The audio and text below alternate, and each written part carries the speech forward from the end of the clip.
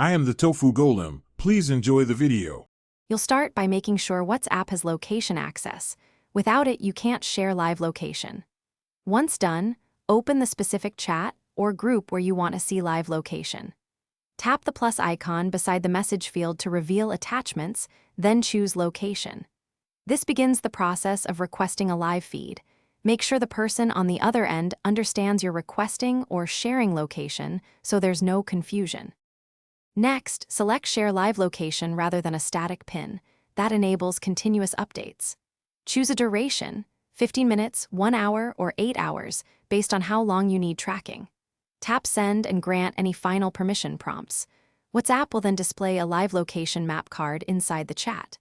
Once it's live, you or the other person can tap the map preview to open a full-screen view and follow movement in near real time. To finish, tap the map preview in the chat to see the full-screen live map and watch movement updates.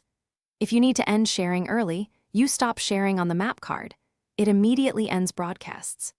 If the live location isn't updating, check location services for WhatsApp, enable background app refresh, and confirm the device has cellular or Wi-Fi connectivity. These 3 settings are the usual culprits when live updates lag or fail. Thanks for watching. Consider subscribing if we helped you today.